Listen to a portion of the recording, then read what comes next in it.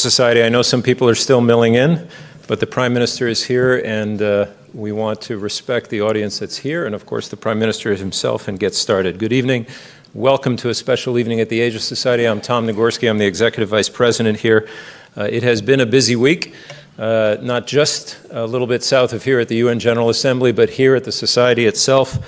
A busy week of programs that we have held in tandem, of course, with the UN General Assembly sessions here in New York. I want to welcome all our members, members of our Board of Trustees, members of the diplomatic community, of course, the Pakistan delegation, members of the press, and a special welcome, if I may, to a former ambassador of Pakistan from this country, former president of the Asia Society. Nicholas Platt is with us, and I want to say that the programming here during the UNGA period is made possible in part by the Nicholas and Sheila Platt Endowment for Public Policy Programs. Nick, it's great to see you.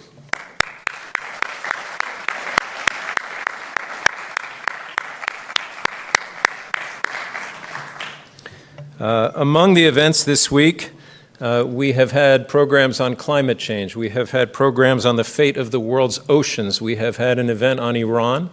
We've had the Prime Minister of Thailand here yesterday, the Foreign Secretary of the Philippines, and most relevant to tonight's program, 2 days ago we had on this stage the Minister for Foreign Affairs from India. There is one more also very relevant and newsworthy event to come. Monday afternoon, the National Security Advisor from Afghanistan will be here for the latest updates on all these events, because they are always in flux, and also if you want to revisit and watch the recaps from any of the events that have happened already, you can go to asiasociety.org. And tonight, of course, a first for the Asia Society. Imran Khan was here once. We were just reminiscing 11 years ago on this stage. It was a different time. He was in a different life. But it is a first for us to welcome the Prime Minister of Pakistan, Imran Khan. We are so delighted that in this busy week, the Prime Minister and his delegation have made time to come up to the Asia Society and join us. We have a long and rich history of programming and events with Pakistan, and not only with political figures. It's a long list. I'll just mention a couple. We presented, this was news to me actually, the Sabri brothers at Carnegie Hall in 1975. Yeah. We've hosted major exhibitions of both ancient and contemporary art from Pakistan, and for several years running now, we have hosted the New York edition of the Lahore Literary Festival. Yeah. I should say save your applause, because there's another item. The most watched item on the Asia Society YouTube channel ever was the appearance on this stage of the great Punjabi singer Arif Lohar.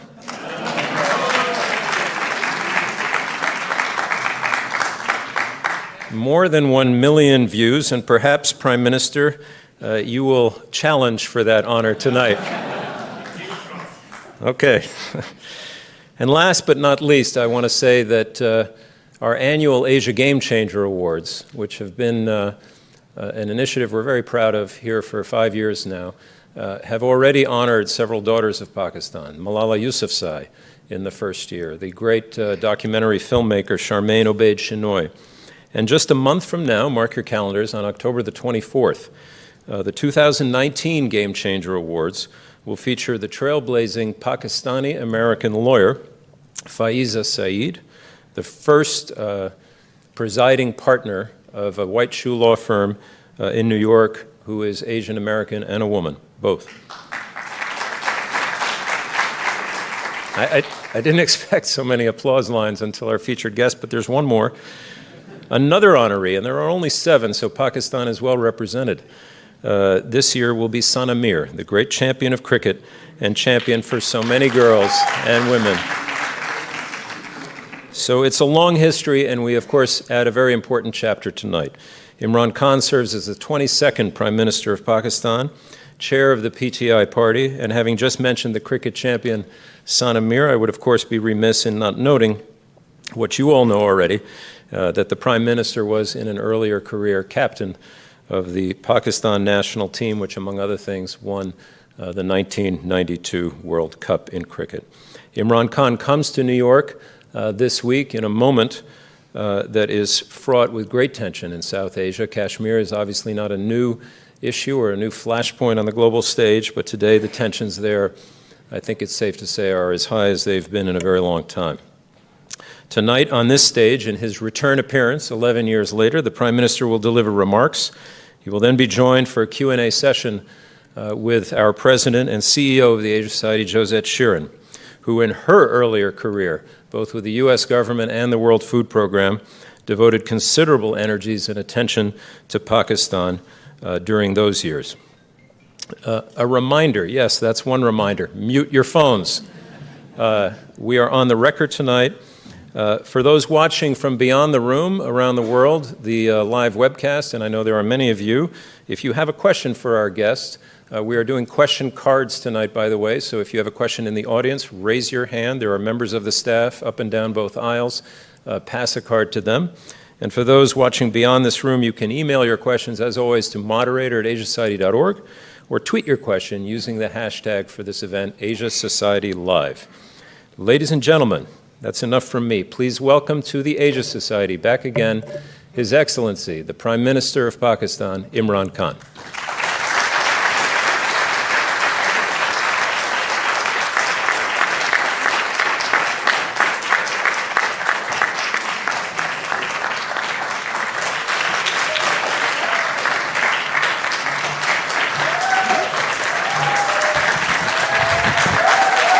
Thank you.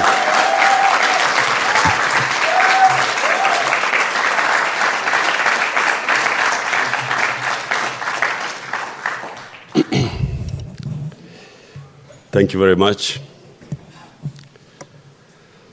I don't know what, Tom, you were saying, but I could see that there was a lot of applause.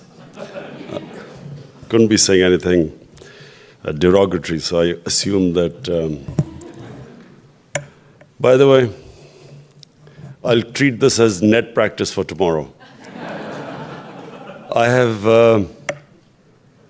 never, in my 22 years of politics, 23 years of politics, I have never seen anticipation for anything like my speech tomorrow in the United Nations General Assembly. The closest feeling I can tell you for tomorrow, the closest feeling I've had in the past was before the World Cup cricket final I played a long time ago. So I'll treat today as net practice. Okay, now let me just, I won't speak for very long, I'll just speak for about 10 minutes. But I want to hear your questions, and it's much easier for me to interact with you. I came here 11 years ago, and I remember I had a very good interaction here at the Asia Society. My vision for Pakistan. My vision for Pakistan is what was the vision of the founding fathers of Pakistan. And that vision was the first Muslim state set up by our Holy Prophet, peace be upon him, the state of Medina. Not many Muslims also understand that the state of Medina was a modern state. It was the state it laid the foundation of the Muslim civilization. And the qualities in that state, the characteristics, sadly, hardly anyone of our politicians, hardly any one of them understand. So this is when I started politics 23 years ago. This was my vision. Now I'll explain to you what were the characteristics. Number one, a welfare state. A state it was a humane state. The Prophet set up the first welfare state in the history of mankind. It was the first state where there was progressive taxation. The rich paid the tax and it was spent on the less privileged. It was a state which took responsibility of the weak, of widows, of orphans, of handicapped, of the poor people.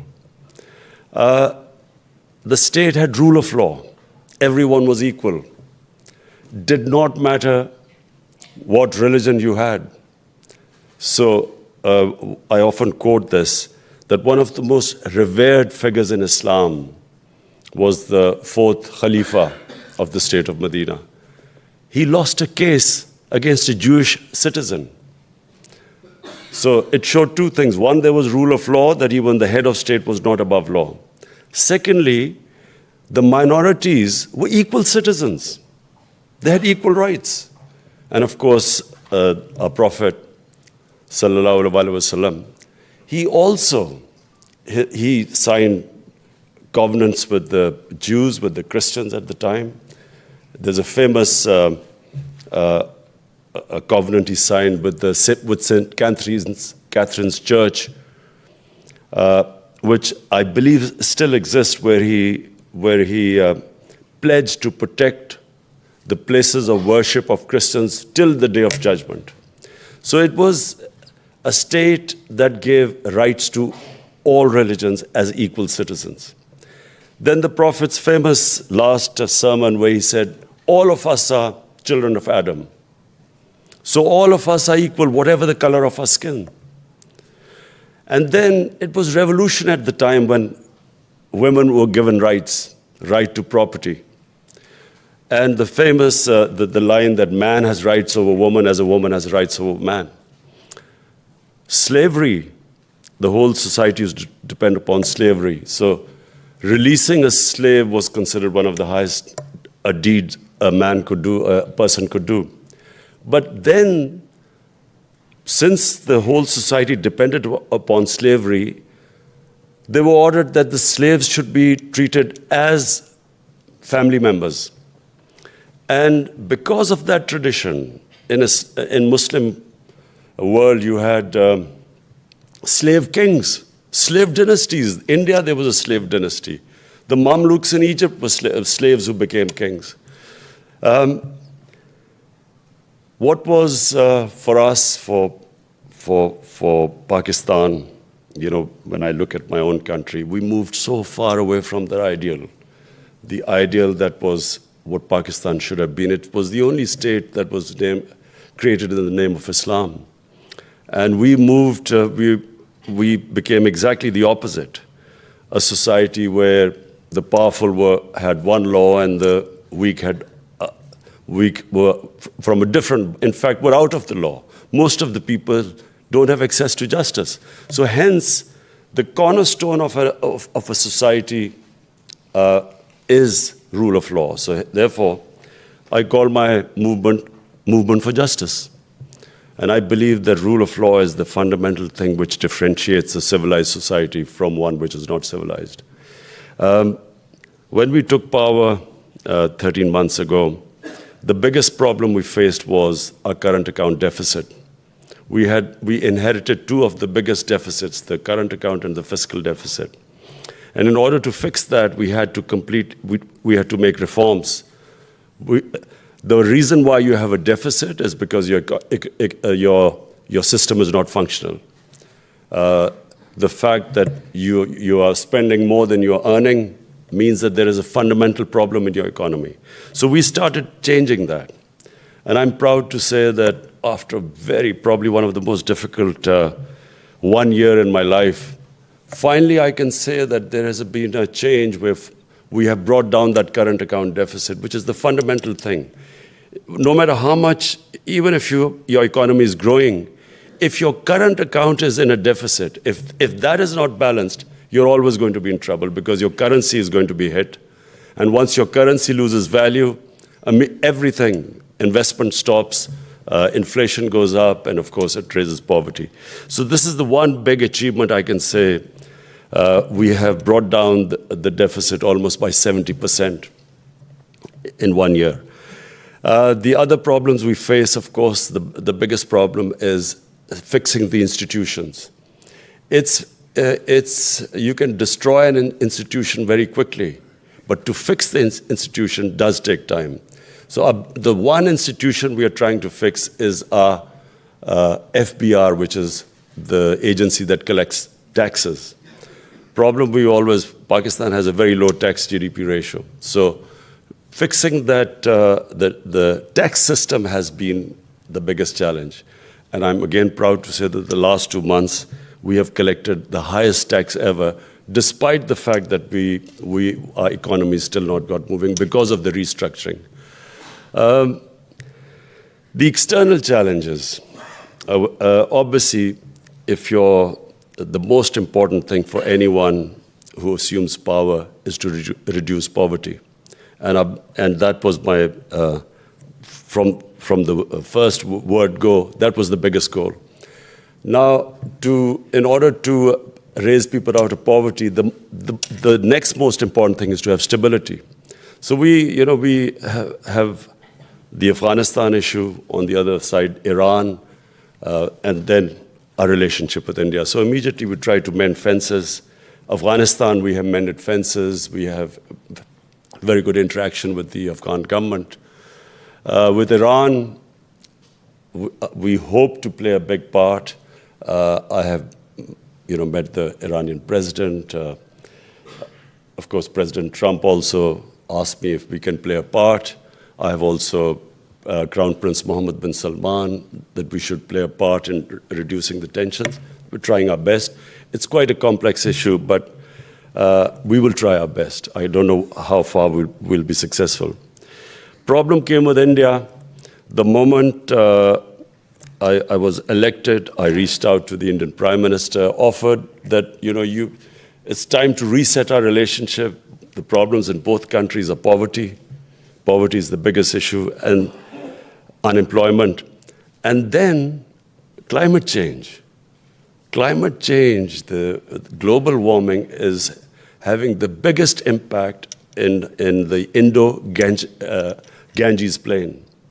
The Indus and Ganges plain are most vulnerable to climate change because 80% of our water comes from the mountains, the Himalayas and the Karakoram and the Hindu Kush ranges. Now our glaciers are melting at a much faster rate. 80% of the water in our rivers is from the glaciers. So I reached out and I felt that, time to move on, have a relationship based on trust. In any case, when my party came to power, we had taken a decision. In fact, all parties had taken a decision in 2014. It wasn't implemented. That the legacy of the 80s, where we had militant groups which after the end of the Afghan Jihad, the groups that still existed, we had decided that the state will no longer allow any armed militia in Pakistan. So we already had taken steps, and we've almost disarmed all the groups, and we invited observers also if they wanted to see. So the idea was that the state will not allow any, because Pakistan had suffered because of the militias. Karachi had suffered. I told the Indian Prime Minister that, look, we've taken the steps. Let's have a relationship based on trust. We didn't get it very far. And then we assumed that it's because of the Indian elections and it's the BJP posture of being a nationalist, ultra-nationalist party. Maybe that's why. So we waited. Then after the elections, when we tried to resume talks, again, there was this brick wall we came up against. In fact, we found out that India was trying to push us in the blacklist of FATF, which would have meant bankruptcy for Pakistan. And then we realized that there was something more. We couldn't understand that there was no response from India, and we felt there was an agenda. And that, of course, was revealed on 5th of August, when India unilaterally revoked Article 370, the special status of Kashmir, and since then has basically laid siege, put a curfew on 8 million people in Kashmir. My main reason for coming here on this United Nations General Assembly is because I feel that the world should realize this is a serious situation developing. This is just the beginning. The fact that 8 million people for almost 3 days now under siege. It's dangerous because whenever the siege lifts, I fear bloodshed. And when there's bloodshed, there will be consequences, repercussions, which will go much further outside Kashmir. It will also raise tensions between Pakistan and India, as happened when in February, there was a 20-year-old Kashmiri boy, according to his parents, got radicalized by the security forces. He blew himself up. And India blamed us and bombed us. And then also it could have got out of hand, but we immediately returned the pilot. I fear that more of that will happen. Once the curfew is lifted, things will get from bad to worse. I fear that this will have impact not just in Kashmir. There are 180 million Muslims in India. This is going to have a huge impact there. Then,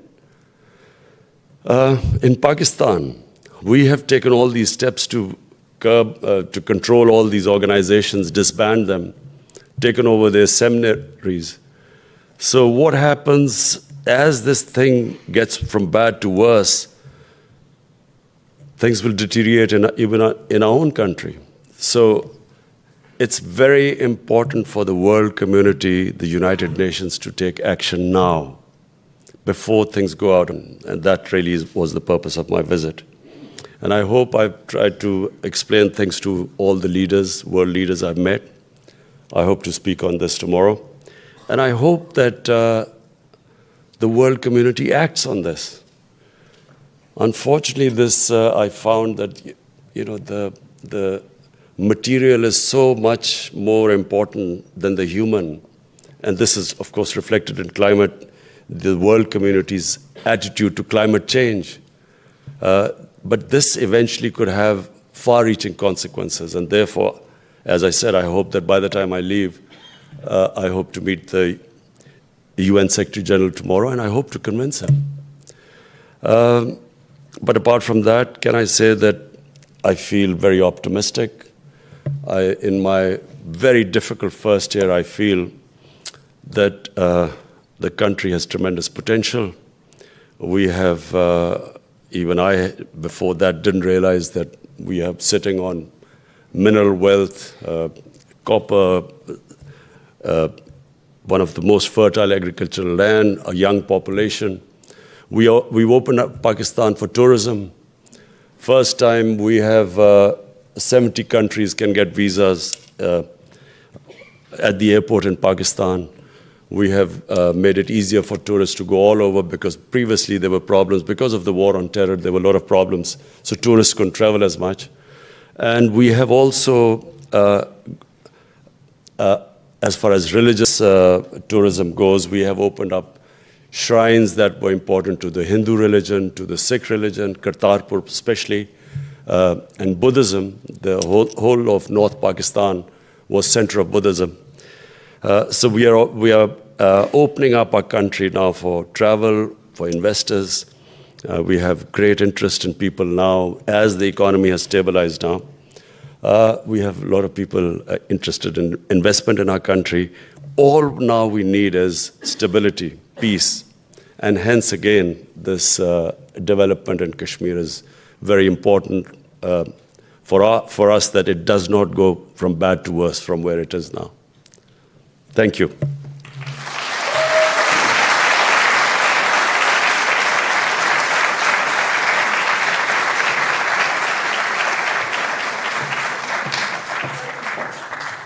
Here.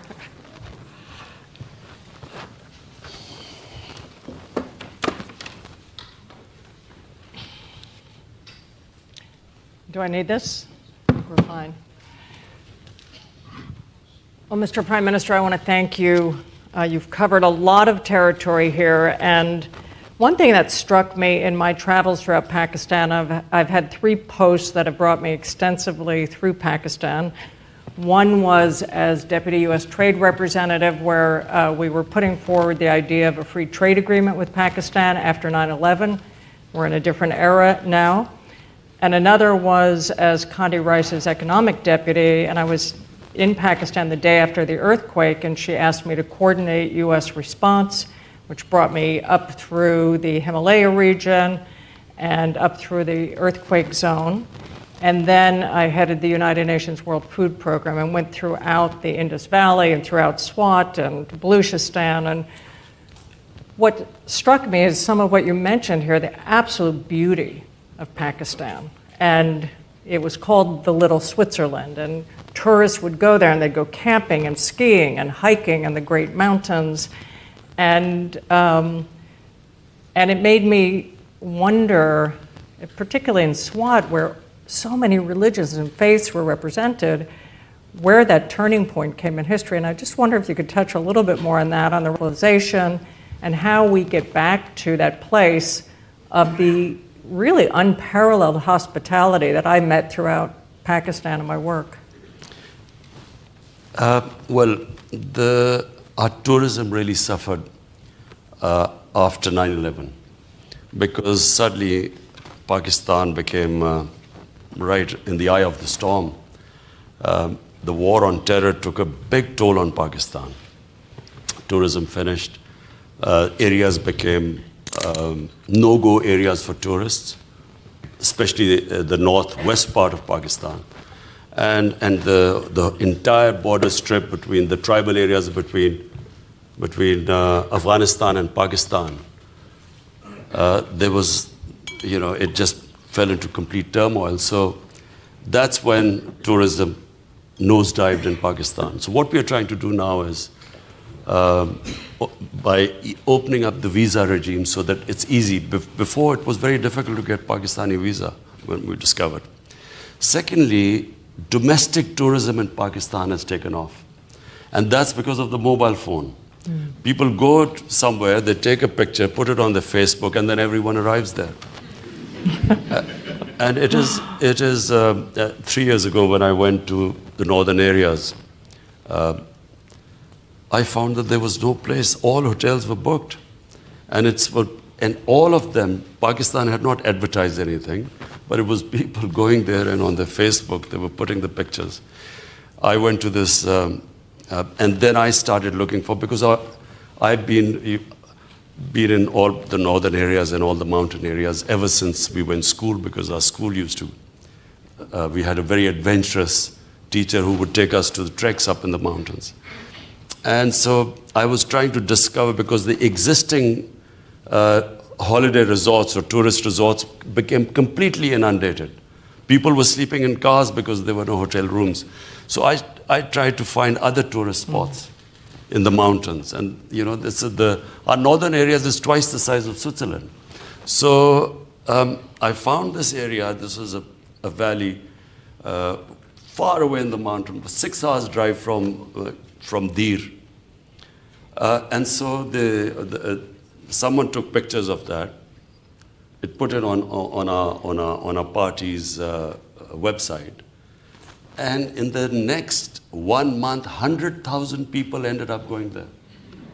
So it's completely, tourism has changed. So we are now developing this sector properly. We've got investment coming in, opening up more and more areas. We're going to get to the big issues, but I'm a bit obsessed with the fact that the world, I don't think, ever sees this aspirational Pakistan. And I went and met with master's students at the university in Karachi, and they want to be part of the world, and they want to do business across the borders. And I think you have a generation that's very impatient with the politics of the time, that want to see and be part of the tech business and be able to trade. And it strikes me that the SAARC region used to be the biggest trading zone in the world, and now it's virtually blocked. Do you think in your term or your lifetime, and putting aside what the big issue you're working on this week, just for a moment, that we can see a time in which the region again will be functioning for the benefit of a new generation that has huge aspirations and expectations? Well, we have suffered for two reasons. One, of course, the war. Afghanistan, actually really the last 40 years, there's been turmoil in Afghanistan, which is why peace is very important. Why, which is so sad that this peace deal, which was about to be signed, suddenly, from a tweet, we discovered that it had been cancelled. The other is Social Iran. media seems to be running the world here. Facebook, Twitter. So, and then, Iran, because of this, what's going on right now. But Afghanistan specifically, because that opens up all the way from Pakistan to Central Asia, and that has tremendous potential.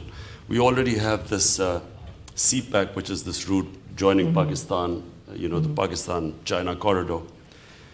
Problem, of course, is India, and I hope, well, I'm hoping, you always hope that this is resolved, and once that is, then Pakistan is probably one of the most strategically well-placed country with one big market, the biggest market, China, and then the other second biggest, India, and then, of course, all the energy countries with excess energy on the other side. Hence, peace is very important.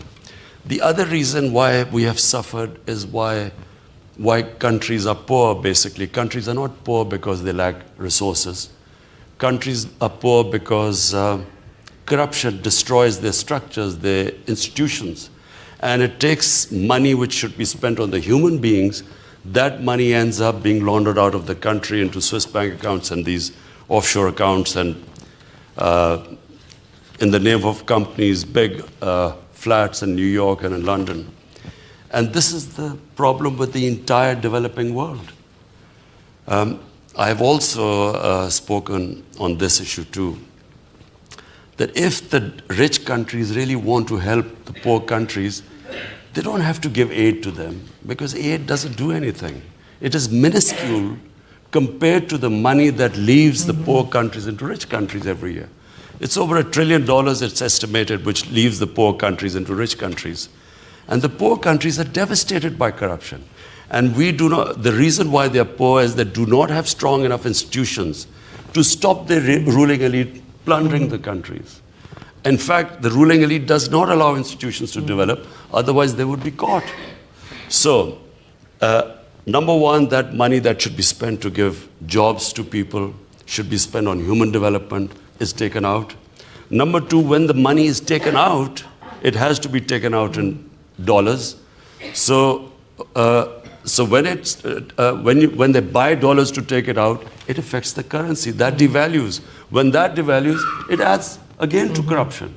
So the richer countries are not motivated at all. There's no political will to stop this. Like, for instance, on drugs money, there are very strong regulations. Even on terror financing, they've really tightened the regulation. But the money which is plundered from the third world, ending up in rich countries, I'm afraid we have been trying now for almost 10 months to try and get the money out. When we've even located the properties, bought from stolen money from our country, but we are just stuck. I mean, it's very difficult to retrieve that money. And if the world makes it easier, and I'm saying, it will help the big difference between rich and poor countries is growing all the time. And if this keeps going on like that, you will have to build walls and to keep people out from the rich countries. You will have refugees. Already you have economic migrants. You're going to have climate migrants in the future as well. But this is the worst thing what is happening. The poor countries are getting poorer. This money laundering kills far, far, far more people than anything else in this world, than drugs or anything else. We're going to also get back to this and turn to the audience. We only have about 20 minutes, but I will take, I think you're passing up questions, so please be sure to do that. So this week, you'll make your biggest pitch yet to the international community on Kashmir. And as you said, the expectations are very high that you're going to be able to move the dial, and you've been doing quiet diplomacy on this, and diplomacy that's made quite a bit of news this week on this. Do you feel you're getting a reception on your perspective on this, and is the dial moving? Look, I believe that we could only try our best. The rest, you leave it to the Almighty. Now, I have tried my best. In the media, I've tried to make people understand. I've spoken to leaders, almost all the leaders I've spoken to. I think I have made them understand. They might not be moving right now, but I feel that what the Modi government has done, it's boxed itself in by taking this step. I don't think they have really thought through what they have done. Because I don't know what is the thinking that what happens. Have they thought through that when they lift the curfew, what will happen? Do they think that the people of Kashmir will now, after the almost 100,000 Kashmiris have died in the last 30 years? Do they think that they will now accept the status quo just because some parliament has passed a resolution illegally taking away their right, which was given to them by the United Nations of self-determination? So what do I think? I think that unless the world community, first of all, it should be aware of what's happening, and I think it is. Secondly, if things begin to deteriorate, they should be able to move. The UN has to move, or the world community. Because you cannot let it go beyond a certain point, because it would eventually pit two nuclear-armed countries facing each other. And that has to be prevented at every stage. It must be, action must be taken now. And just to clarify on this point, because there's been some media saying that you are issuing a threat of a possible war. Issuing a threat? Is it issuing a threat or telling the world that be careful before it is too late? Warning the world that this is, it's common sense. As children, we still remember this Cuban crisis when it took place. For years, the world talked about it. Why was there a Cold War? Because the world was petrified of the idea of the other war, because there were two nuclear-armed states. So, it is common sense that you should be careful. Look, let me, when you say a threat, February, 3:30 a.m. in the morning, my army chief and air chief called me up and said, Indian jets have bombed Pakistan. What do we do? We had already decided that because we could see they were getting ready to bomb us through the radar. So, our Air Force had locked up some targets in India. Now, question, it was 3:30 a.m. Was there any loss of life? I asked. Had there been loss of life, then they would have immediately retaliated. Because it was dark, we didn't know. So we waited, and next day found out there wasn't loss of life. If there was loss of life, and then we had gone and bombed them, they would have bombed us, we would have bombed them, and then what? So as someone who was in that situation where you take a decision, no one should be thinking on those lines when you have the sort of weapons the two countries have. It should never get to that stage. That is the whole point. The whole point is not a threat. It's just telling the world that you should never get into that position. So we have had President Trump's special envoy on Iran here this week, Brian Hook. We've been at sessions with President Rouhani. You mentioned the dangers of miscalculation in your own area. That's another area where the dangers of miscalculation are very high, and there's a stalemate. All the questions from the audience are on the issue of Kashmir, with one saying, isn't it obvious the world has chosen to stand by India, not Pakistan? Could you talk a little bit more broadly in the region on this danger of miscalculation? And you mentioned the Crown Prince of Saudi Arabia, who seems central to this.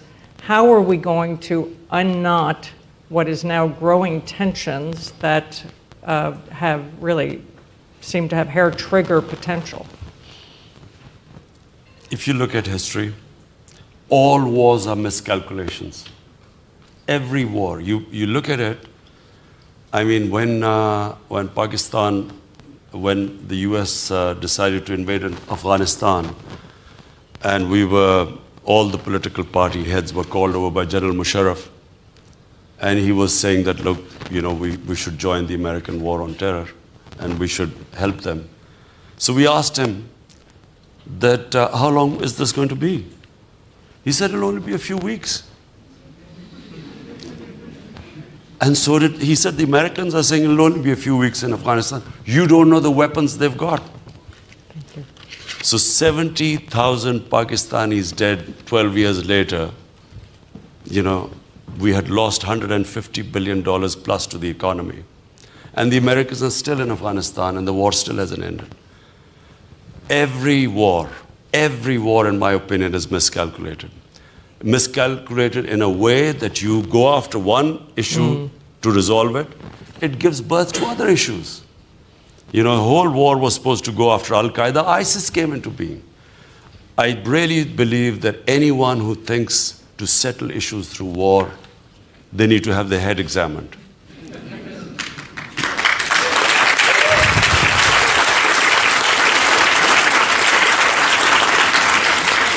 And Iran, and let me tell you about Iran.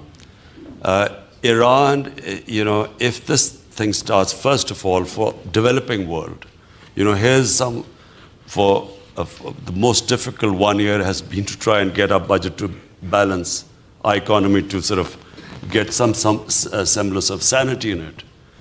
If this war starts in the Gulf, just the oil prices are going to cause more poverty in the world than anything else.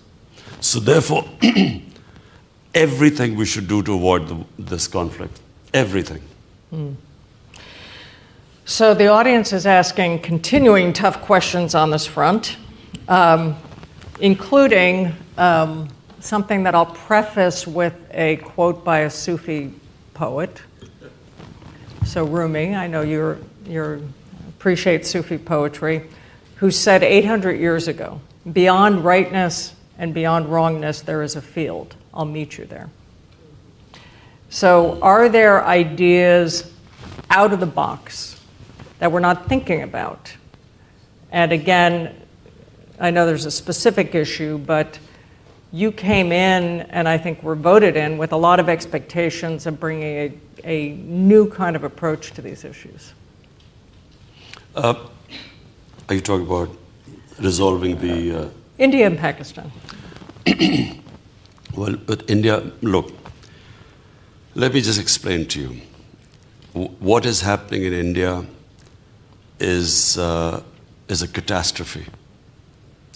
India has been taken over by an extreme racist ideology. If any of you Google RSS, which is what has taken over India, Narendra Modi is a life member of this party called RSS. It was formed in 1925. It was they were inspired by Hitler, Mussolini, by the Nazi Party. They believed in the racial superiority of Hindus. They believed that India is only land for Hindus, not for other minorities. They believed in that the Muslims were invaders, and there was this hatred against Muslims for centuries-old rule which Muslims, when they ruled India, also against the Christians because of the British rule. So it was very clear the admiration for this racist ideology. It was the same ideology that assassinated Mahatma Gandhi in 1948. RSS was outlawed in India as a terrorist organization 3 times. Unfortunately, that ideology today has taken over India. And therefore, when we tried all our efforts for 1 year, I wrote letters, I spoke to him, gave statements. I realized that we had come across an ideology. You can't reason with this. You cannot reason with a racist ideology, because the mere fact, and it's behind it, is arrogance. Simple fact that you feel your race is superior to others is arrogance. And my worry is that it's arrogance that that may let you make miscalculations. And this is a miscalculation. This going into Kashmir, putting 8 million people in an open prison with 900,000 troops. A sane mind doesn't do this. In Assam, 1.9 Muslims have just been deregistered as Indian citizens. Now, he hasn't thought through what are they going to do, because Bangladesh has refused to take them. So what are these 1.9 million people going to do? And just the fact that they are saying they have rejected the Nehru and Gandhi philosophy of pluralism and secularism. So where is it headed now? What are 180 million Muslims going to do in India? Or for that matter, Christians or Sikhs. So my worry is also for Indians. What are sensible Indians, what are they thinking about this? And this ideology is, from 6 years where this started, it's going to keep getting worse. Germany from 1930 to 1934 changed from a liberal democracy to a totalitarian fascist state. And unfortunately, if you're following what is happening in India, it is scary. I know India better than any Pakistani because I used to play cricket there and I had friendships and I used to go there a lot.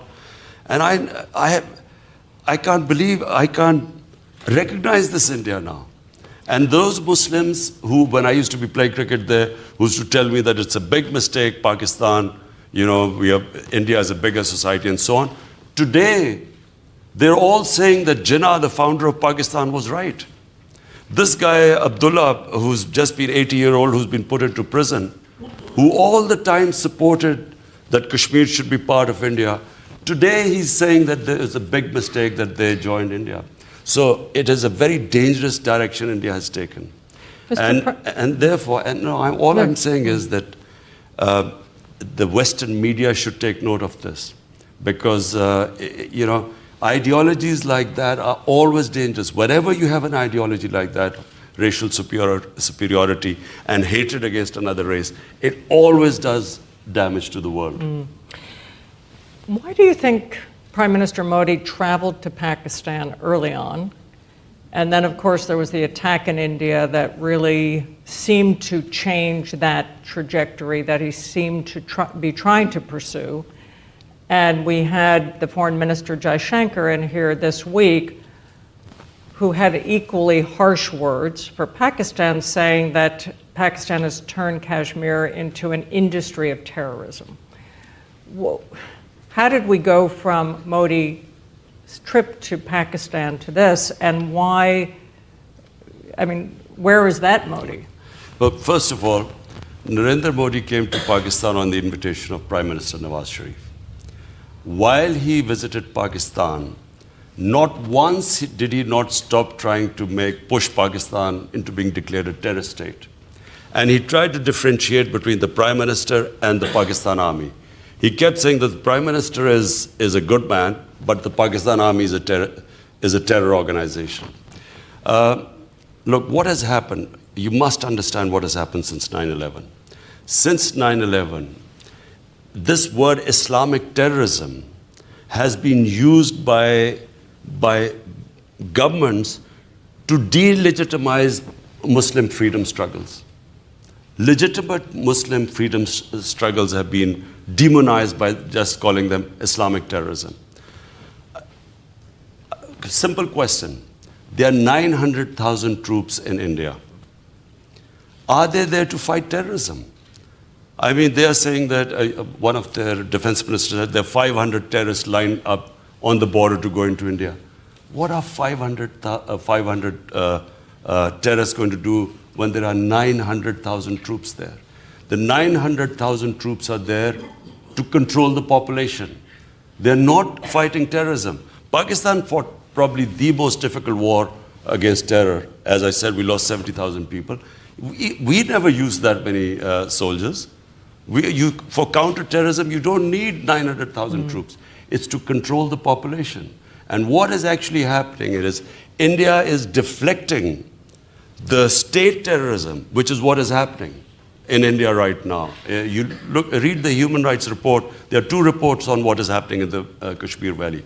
There are 2 mass graves discovered and so on. So they're deflecting the attention by, as what has happened is, the magic word Islamic terrorism, that it's all because of terrorism, that they're using this force. Unfortunately, the UN has not played its part. It should be sending observers there. Let them find out what really is happening. Otherwise, India will keep whatever oppression is happening in Kashmir, they'll blame it on a terrorist from Pakistan. Two out-of-the-box ideas from the audience. One, why not grant Pakistan-administered Kashmir freedom and force India to change its approach? Sorry? Why not grant Pakistan-administered Kashmir freedom and force India, therefore, to also change its approach? India has already said that the target is Pakistan side of Kashmir now. Now that they've annexed Kashmir. I believe that what is the future for Kashmir should be decided by people of Kashmir. Whatever the people of Kashmir want.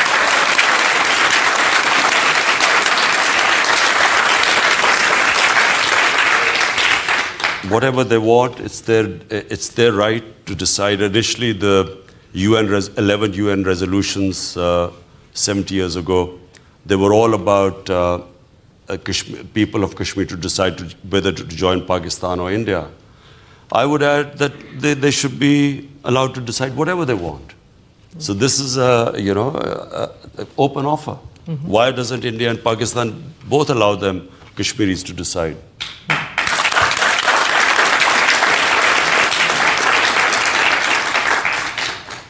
Next questioner. There's been talk about Pakistan forming relations with Israel, and we know the winds of change are blowing through the Middle East. Is this in the cards, and why? I'm afraid I don't know where this has come from. It's not. Pakistan has a very straightforward position, and it was a founder of Pakistan, Quaid-e-Azam, Muhammad Ali Jinnah, who was very clear that there has to be a just settlement, a homeland for Palestinians before Pakistan can recognize Israel.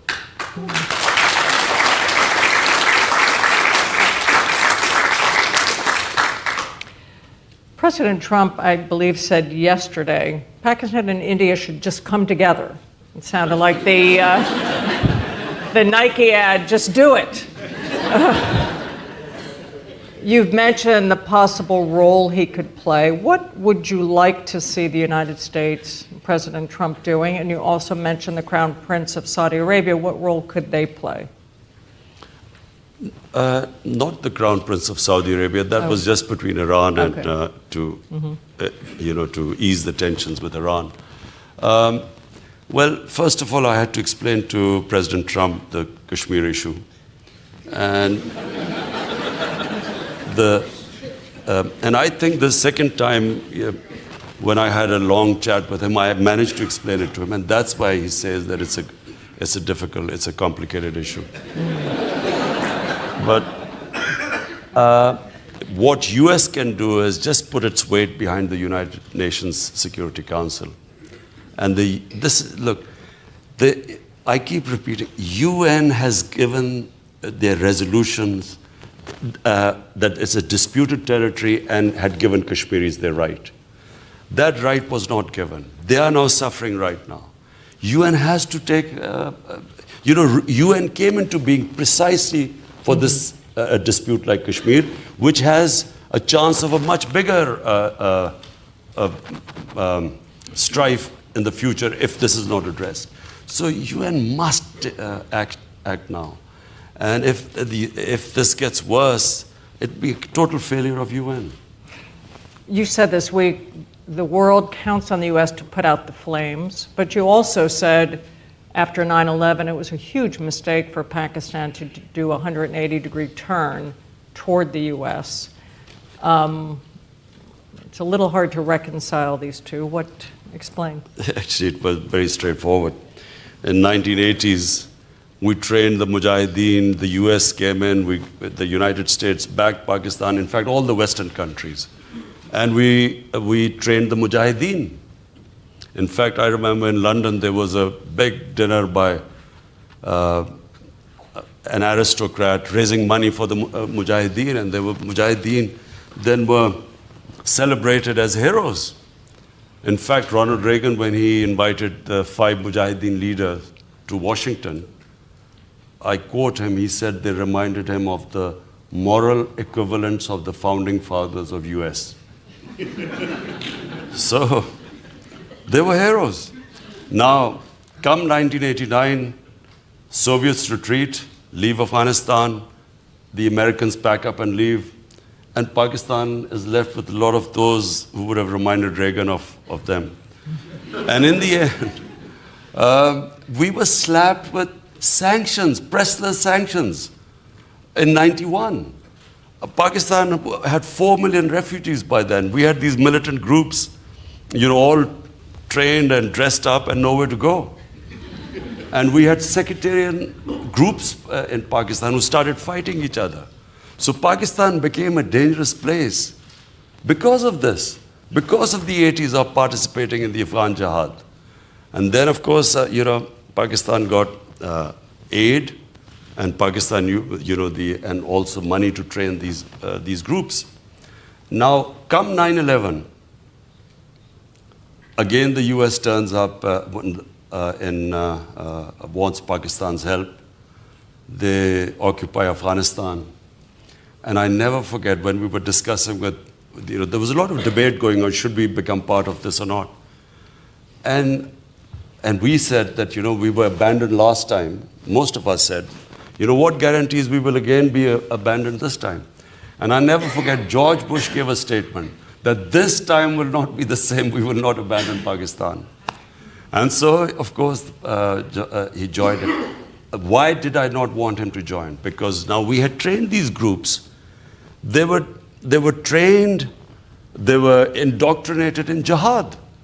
So, foreign occupation in Afghanistan was jihad against the Soviets. Now, when the Americans landed up there, how were you going to tell them that now it's terrorism, then it was jihad, freedom fighting? So because of that, I felt we would have had much more leverage on these groups if we had stayed neutral. The moment we joined the American side, they turned against Pakistan. And that's why we lost 70,000 people. We're getting the red flags. Just one point. Is China the strongest ally of Pakistan at this point? Well, when we assumed power, I think never had Pakistan's economy been as bad.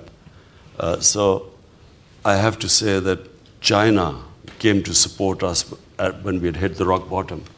And they have really helped us in every way.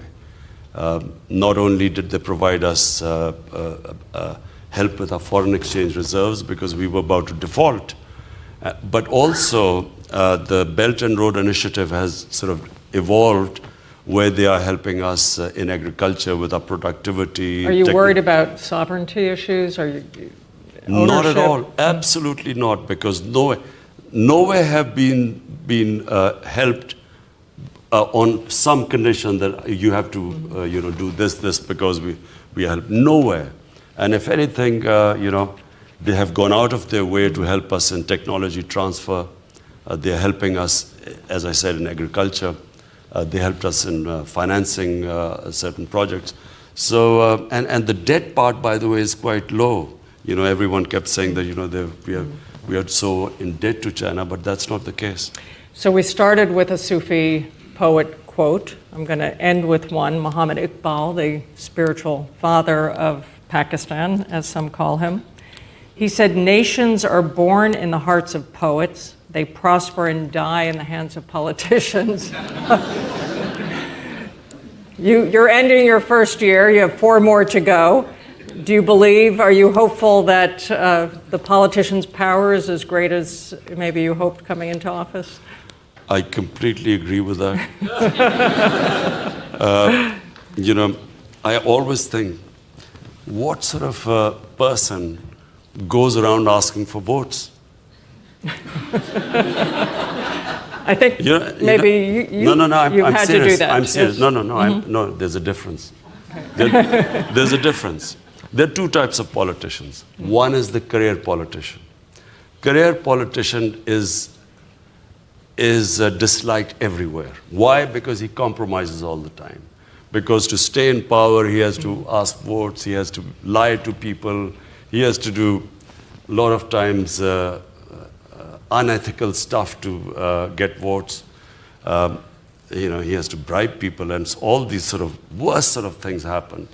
And so that is the ugly side of politics, and therefore they compromise. The whole thing about what Iqbal says is, why do dreams die with politicians?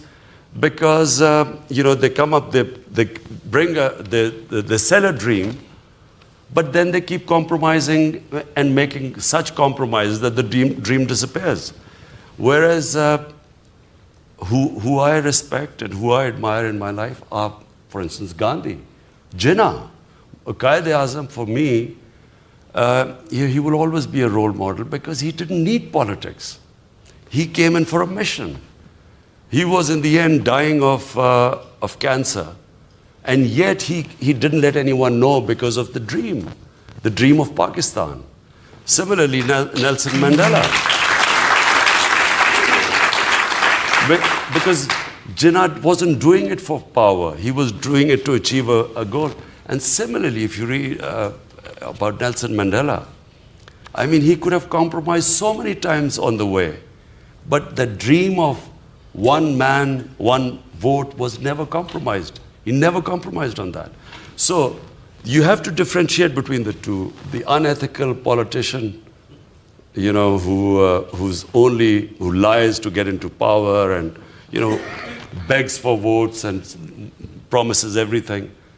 And then the whole purpose is power. And then these idealists, throughout history, people have come who have come up with a certain dream, and then they never compromise on the dream.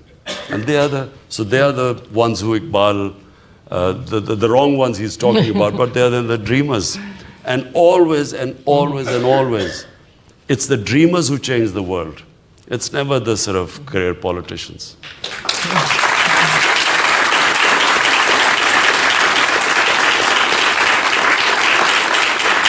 Well, Mr. Prime Minister, you've been most generous with your time.